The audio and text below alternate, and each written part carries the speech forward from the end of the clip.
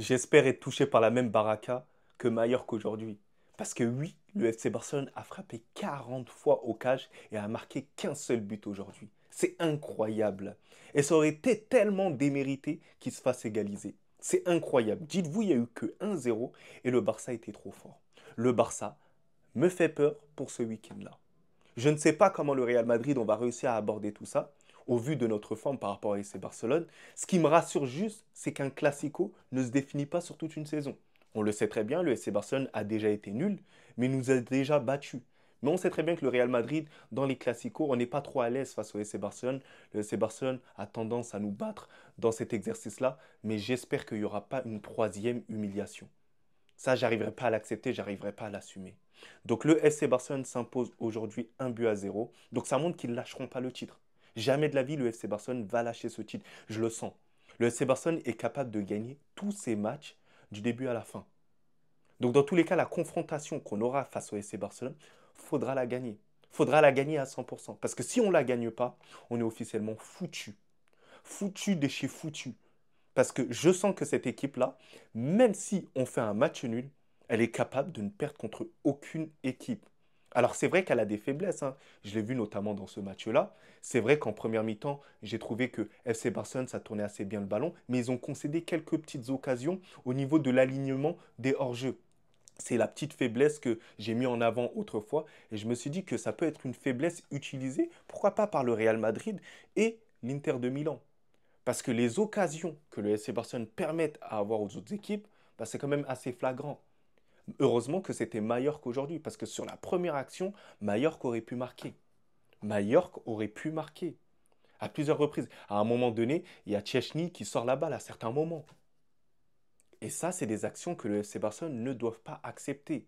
Parce que oui, il y a la maîtrise. Première mi-temps, c'était incroyable. Le FC Barcelone avait une multitude d'occasions, mais tu peux te faire punir. Et de manière injuste. Donc, ça veut dire que le FC Barcelone, pour moi, a un travail sur le temps faible. C'est un travail à faire. Ne pas être trop faible dans les temps faibles. Défensivement, être solide. Accepter que l'équipe va aller, elle a un temps fort. Voilà, il faut accepter un tout petit peu pour après les tuer d'office. Parce que oui, le FC Barcelone, ça fait quelques matchs que j'arrive à analyser un tout petit peu les choses et je trouve que c'est une équipe qui rate pas mal d'actions. Et ça, c'est frustrant pour certains joueurs qui sont tout simplement extraordinaires au milieu de terrain. Et là, je veux parler de Pedri. Alors, il y en a plein qui m'ont dit que moi, je mets en avant Pedri pour empêcher un Barcelonais de l'avoir, pour essayer de dispatcher les votes. Non, les gars. Depuis le début de la saison, c'est le meilleur. Depuis le début de la saison, c'est le ballon d'or. Il a fait que monter crescendo. Alors les gars, ok, vous pouvez me parler de statistiques. C'est vrai que les statistiques, ça compte. Mais vous en avez pas marre un tout petit peu? Pour ceux qui regardent le football, pas ceux qui regardent Flashscore, tous les week-ends, et encore une nouvelle fois là, aujourd'hui, il a été élu homme du match. Tous les week-ends, il est extraordinaire en termes défensifs. Défensivement, il récupère énormément de ballons et c'est hyper sous-coté de la part de Pedri. Défensivement, il récupère une multitude de ballons comme un milieu défensif. Est-ce que c'est normal? Ce n'est pas normal. En termes de relance, tout passe par lui. C'est lui le grand Manitou. C'est tout, c'est lui en fait. Si un joueur, je veux l'handicaper et qu'il ne joue pas ce week-end, bah c'est Pedri. C'est pas Rafinha, c'est Pedri. C'est la base de tout. C'est par lui que tous les ballons y passent. Il ne panique jamais avec la balle. Il sait à qui la donner même avant de recevoir la balle. C'est un exemple à tous les jeunes. Les jeunes qui me regardent. Regardez pas un tel. Regardez Pedri. Regardez Pedri, comment il se déplace, comment il joue, comment il a une facilité avec la balle, comment il s'oriente à certains moments, parce qu'il a fait une multitude de passes aujourd'hui. Alors, il n'a pas bénéficié d'une passe décisive, mais il devait bénéficier d'une passe décisive. Il a donné des passes à la Yamal, à Ansu Fati, mais malheureusement, ils l'ont raté. Et c'est pour ça que je parle de certaines dilettantes. Il faut être tueur à certains moments. C'est ça qui manque des fois un peu avec ce FC Barcelone. C'est l'équipe pour moi la plus belle à avoir joué avec le Paris Saint-Germain. Je trouve que le Barça est plus beau à avoir joué. Franchement, ils ont des talents extraordinaires comme Lamine Yamal. Lamine Yamal, il doit être beaucoup plus tranchant à certains moments. Parce qu'il fait des belles passes extérieures, etc. Mais à certains moments, il faut qu'il punisse. Alors il est très jeune. Il est très jeune, on ne va pas être dur avec lui. Mais il va falloir être méchant. Et d'ailleurs, Je voulais parler d'un autre joueur, Ansu Fati. Ansu Fati, il me fout la rage. Il me fout la rage pourquoi? Parce qu'il apporte une nouvelle solution à Hansi Flick. Hansi Flick, il avait déjà une multitude de solutions. Il avait déjà Rafinha. Rafinha qui est très bon dans l'entrejeu, mais qui est surtout très bon dans la profondeur et qui a une capacité à bien défendre. Lamine Yamal, qui est très bon au niveau de la réception de balle et de l'élimination du ballon, c'est l'un des plus grands talents au monde, on le sait très bien, et j'ai même pas envie de énumérer encore plus ses talents parce que ça va m'énerver encore plus. On a Ferran Torres.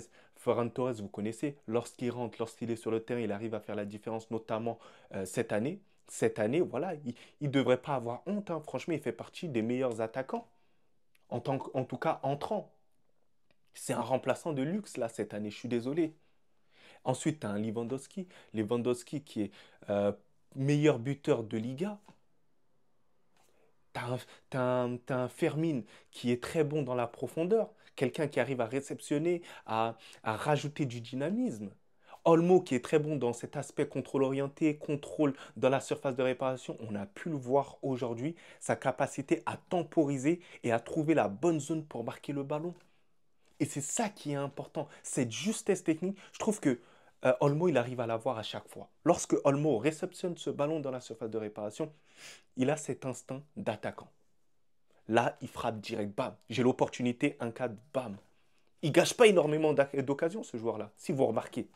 Et tous ces ballons, il arrive à temporiser, à mettre une petite feinte pour lever légèrement la balle et la mettre au bon moment. Alors je sais qu'il y a beaucoup qui ne vont pas avoir la subtilité, mais c'est très fort pour le milieu professionnel. Ensuite, tu as un joueur comme, au final, Ansu Fati. Ansu Fati, ce n'est pas un ailier pour moi. Vraiment, il a été positionné en tant qu'ailier, mais au final, on avait l'impression que dans ce match-là, il bougeait beaucoup en tant que numéro 10. Il recherchait vraiment la combinaison avec Pedri et aussi avec Gavi, bref, avec tous les milieux de terrain et même les offensifs. Mais il rentrait un peu plus dans l'axe. C'est un profil différent de Lamine Yamal. Et j'ai l'impression qu'il a assez changé là depuis sa blessure. Il a changé, voilà, il y a un changement quand même par rapport à lui. Mais il a été intéressant. Il a été intéressant parce qu'il apporte quand même une autre solution. Et je sens que même lorsque Baldé il va potentiellement jouer avec lui, bah, il va se régaler parce qu'il aura énormément de champs où il pourra combiner quand même avec ce joueur-là. C'est incroyable. Et intéressant parce que il a quand même la niaque. Il a essayé de frapper, il a tenté. Donc voilà, moi, je suis optimiste. Je suis très très optimiste sur ce joueur-là. Et j'espère tout le bonheur du monde pour ce joueur parce qu'il n'est pas problématique. Alors c'est vrai que j'espère qu'il quittera le FC Barcelone, les gars, sincèrement. Tout le bonheur du monde, mais hors du FC Barcelone. Mais on lui souhaite tout simplement pas de blessure. Pas de blessure. Et certains ont été frustrés sur le fait qu'il soit sorti. Les gars, ne rentrez pas dans cet aspect-là. Il sort tranquillement, c'est ses débuts, tranquille. C'est sûr que tu as envie de voir, voilà, avoir du rab, voilà, revoir encore Fatih. C'est la nostalgie. Mais il faut quand même gérer ses joueurs. Voilà, il revient, voilà, ça va venir petit à petit. Mais en tout cas, là, il répond très bien à Hansi Flick. Et voilà, tout simplement, il peut potentiellement rester au FC Barcelone au final. Parce qu'il y a quelques temps, bah, au final, on se demandait, bah, est-ce qu'il va partir, est-ce qu'il va rester. Voilà, c'est cet aspect-là que Ansu Fati a fait le taf là aujourd'hui. Il a réussi à ralentir à peu près le truc. Et moi, j'aimerais féliciter aussi, et je sais qu'il n'y en a pas beaucoup qui vont le faire, c'est quand même la défense. La défense, quoi qu'il en soit, même si ils ont été mis en danger à certains moments, clean sheet quand même. Clean sheet quand même, et vigilance aussi de Chechny, qui a su bien gérer la profondeur, qui a très bien géré aussi les centres qui ont été faits par cette équipe-là. Chechny, c'est aussi l'homme quand même du résultat. Il a quand même contribué au résultat sur certaines interventions, si vous avez l'occasion de regarder. Après, défensivement, j'ai bien aimé le Hector Fort. En fait, il rajoute cette finesse technique. Fort, c'est incroyable. Et c'est incroyable comment la Masia, je reste quand même admiratif, même si je suis un Madrilène, mais je reste quand même admiratif, le nombre de talents qu'ils arrivent à nous sortir. À nous sortir, mais c'est incroyable. Ses crochets, sa recherche de passe, à un moment, il part en soliste, en éliminant facilement. Mais vous dites, mais c'est un latéral quand même. C'est quand même un latéral. C'est incroyable ce qu'il arrive à entreprendre. En charnière centrale, quand même. Inigo Martinez, une nouvelle fois, patron. Patron, une nouvelle fois. Musclé, costaud. Eric Garcia. J'ai plus l'impression que c'est le Eric Garcia qui avait foutu le FC Barcelone dans la merde lorsqu'ils avaient affronté l'Inter de Milan. J'ai l'impression que c'est un Eric Garcia qui est en confiance. Au final, il n'y a pas de mauvais joueurs, mais il n'y a que des mauvais contextes. Et là, il est dans le bon contexte du côté du FC Barcelone. Donc le FC Barcelone, pour moi, largement, il mérite cette victoire-là, pleine de maîtrise. Techniquement, c'était assez fluide, tout ça. Mais vigilance à ne pas se faire avoir dans les temps faibles. Ça peut être notamment le cas ce week-end contre le Real Madrid et aussi face à l'Inter de Milan en Ligue des Champions. Et c'est ça la problématique avec le FC Barcelone parce qu'après, leurs fans vont dire bah, on méritait, mais comment ça c'est.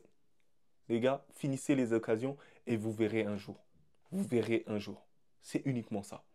Donc les gars, dites-moi un peu en commentaire vos tops et vos flops. Mais sinon en vrai, c'est à toi. En tout cas, bien, alhamdoulilah.